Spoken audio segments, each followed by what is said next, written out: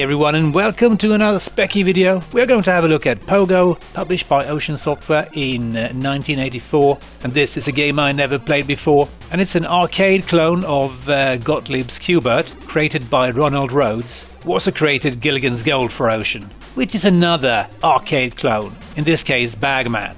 And since this is an Ocean release, we get an awesome looking Bob Wakelin cover art. I still remember this picture from some magazines back in the day. Looks really cool. And it's actually based on an M.C. Escher artwork from 1938 called Cycle. And you can see it on screen right now, and there's no doubt that this is what is the base for the Wakelin cover art. And as already mentioned, this game is based on the Gottlieb arcade game Q*bert that was released in 1982. It's an isometric puzzle action game, and it's a game I never played back in the day. It's too early for me. I did play it in MAME, and I'm not terribly good at it, but it's a pretty cool little game and still looks rather nice. And it's also got in-game speech. And Q*bert even swears when he loses a life, but you can't quite hear the swear words.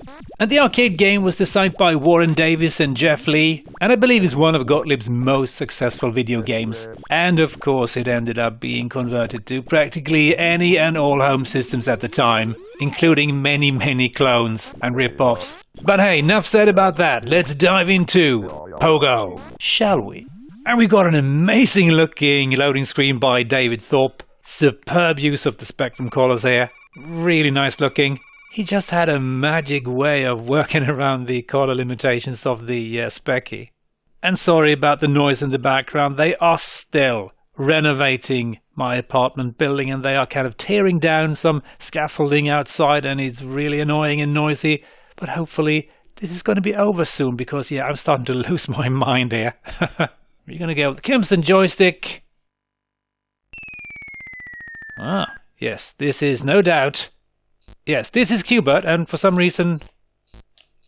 Come on, why is my controls not working? I have to hit diagonals, that's probably it, but let's try again. Yeah, that's it. I need to do diagonals. That's going to be a challenge, I think. But yeah, this looks pretty nice, and I keep missing. Is it? Yeah, it's that way. Yeah, there goes the snake. The sneaky bastard. Yeah, this looks pretty good. Given that it's a... oh, there's a snake. A Spectrum version. Let's see if we can lure the snake again. Yep, that's so satisfying. It never gets old. Seems pretty faithful, and I'm having some issues getting the diagonals working because I'm using a real joystick, but I'm sure I'm going to be used to this soon enough. This is going to be bad. Get up, get... yeah. Okay, this is not going terribly well, but of course I didn't expect it to.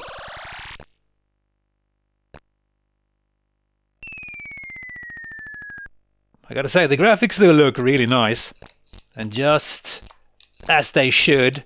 Colors works great. And again, please do diagonal. Oh man, yeah, I think maybe I should do keyboard because I'm having a really hard time nailing the diagonals here. Come on, silly blob. Go where I want you to. It's the snake. Come on, take that.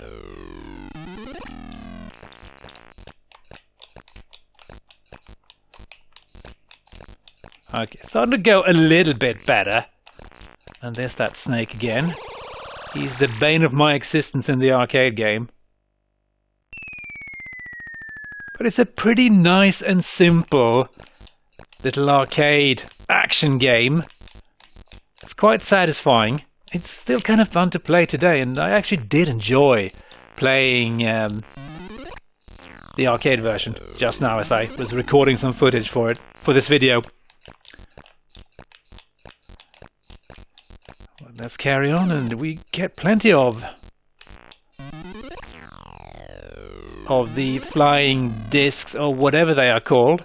And I'm getting used to the controls, so that is excellent. Let's quickly... Oh, there's one more. Go, go, go, go. No, don't go that way. Yeah, the controls aren't bad. They're actually pretty good. It's just me taking some time to getting used to them. And we are at level 4, I think. So, oh, they're called saucers, by the way. The spinny things that help me murder. Oh, there's these guys. Yeah, they are annoying. Really? I think the arcade would have let me live there, actually. But not so much the Spectrum version. But this is a really solid version of Q*bert. And I don't think there is an official... yeah, he's a bit slow sometimes. I don't think there is an official version of Q*bert for the Spectrum, and I don't think there were any planned either, because yeah, there were a couple of official arcade releases in the early days on the Spectrum, but also quite a few that didn't make it. Some of which were finished and never published, and yeah, it seemed to be a bit hit and miss when it came to especially like American arcade conversions in the early day on the Specky. It's a little bit annoying that you have to see the high score table whenever you are starting the game. Don't like that, but hey. No, and yeah, it's a little bit faster than the arcade, I think, as well. So I'm doing many stupid moves right now, but I am getting used to the controls. I think, maybe. There's that flipping snake again. They're crowding up on me. Even the sound effects are quite decent in this game. Okay, time to lure that snake. Can I get to the disc doing... no. Yeah, that was a bad run anyway. Let's just never talk about that one again, and let's try again. Okay, this time it's for realsies. Let's try and focus and do my best. Unless, of course, that happens. And the snake is not appearing in a fashion that I can predict. It seems to be randomly appearing from somewhere. I think one of... What are you doing? In the arcade, I think it's one of the balls that gets turned into a snake. He doesn't just jump out of nowhere. Interesting. I think I'm going to restart, actually, because, yeah, that sucked. Okay, let's try and stay away from the sides until the snake has appeared. Oh, there he is. Scum. Come on, move. Okay, you can't go that way. I thought maybe you could, but yeah, maybe I'm misremembering there. You need to be on the lower tile, I think. Let's get away from the...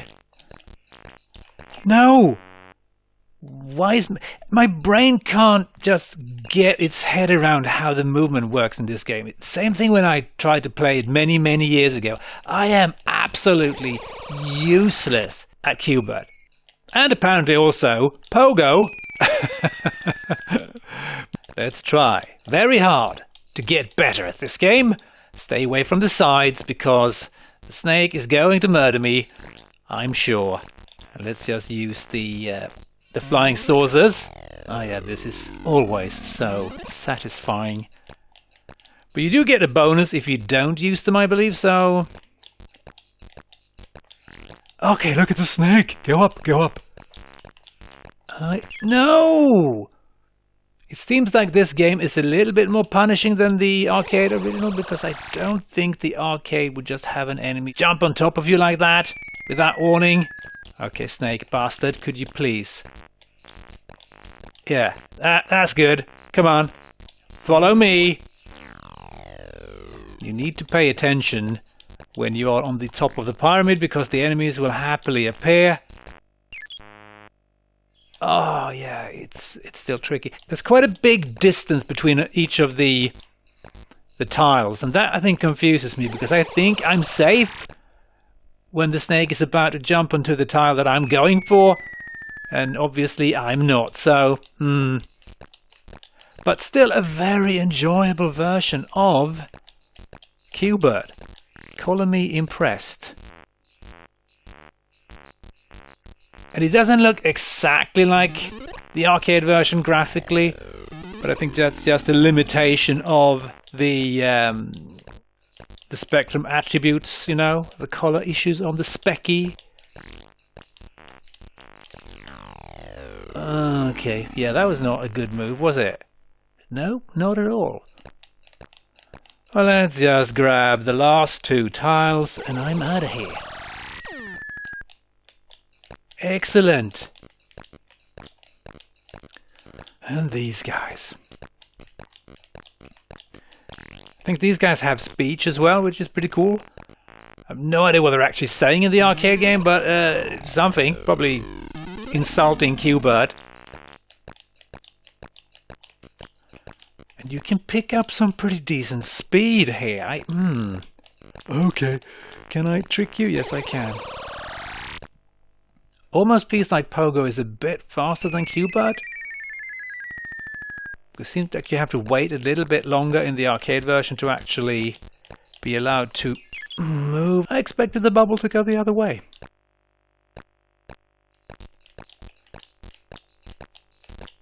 Oh, and I do it again. Yeah, there's something again with the distance between the tiles that just messes with my silly mind here. And yeah, this is a really solid version of Q-Bert on the Spectrum. So let's just head over to the review section and see what some other people had to say about this back in the day. Crash was pretty impressed by the game. They gave it an overall of 87%, and they compare it to another Q-Bert clone that they reviewed the previous month called Piebald from Automata, and they wrote, Pogo is an extremely playable version of the arcade original, with high quality sound and graphics. It's better than Piebald on control with its excellent responses, but I think Piebald has better looking flying saucers. Good controls helps to make Pogo very playable and addictive, and all around this is the best version I have seen. And they summarize with addictive, fun and very good value for money. And Computer and Video Games also compared Pogo with 2 other Q-Bert clones, Piebald and Spellbound, and they pretty much gave Pogo the highest ratings, with a playability of 9 out of 10. And they wrote, for my money, Pogo is the best Q-Bert type game available for the Spectrum, and marks another success for Ocean, who are really beginning to make their mark on the games business.